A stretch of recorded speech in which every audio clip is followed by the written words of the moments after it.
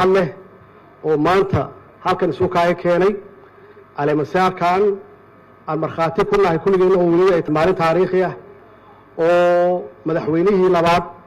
ee lagu doortay magaaladan insha allahna waxaan rajaynaynaa inuu ilaahay hawshiisa u fududeeyo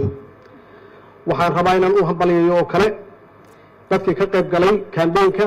oo tartanka ku jiray sida wanaagsan oo sharafta badan oo dignified-ka ah oo wanaagsan ay uga qayb galeen iyo siday ugu aqbaleen natiijada iyo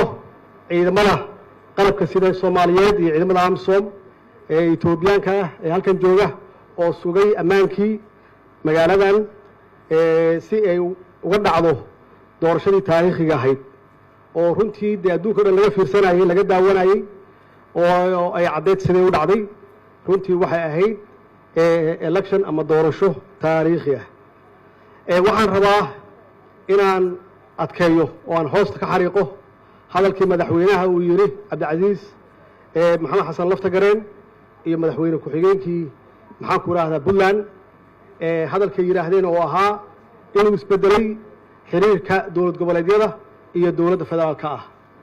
waana soo dhawanaynaa maxaa yeelay waxaan nahay hal dowlad ayaan nahay waxaan nahay hal dad ayaan nahay xaqiiqatan looma baahna in la yiraahdo calaaqaad waa la kala goostay looma baahna shaqadii waa joojinay looma baahna maxaa yeelay waxa loo shaqeeyo waa shacabka Soomaaliyeed waxa dhibaatadu hayso waa shacabka Soomaaliyeed waxa ku baaba'aya waa sharafka iyo sumcadda Soomaaliyeed marka inaan garbaha isqabsano gacmaha isqabsano oo aan shacabkeena iyo dadkeena u adeegno waa waajibaadka naloo doortay insha Allah ballan weeye inaan wada shaqayn doono ummaddeena aan u shaqayn doono والسلام عليكم ورحمة الله وبركاته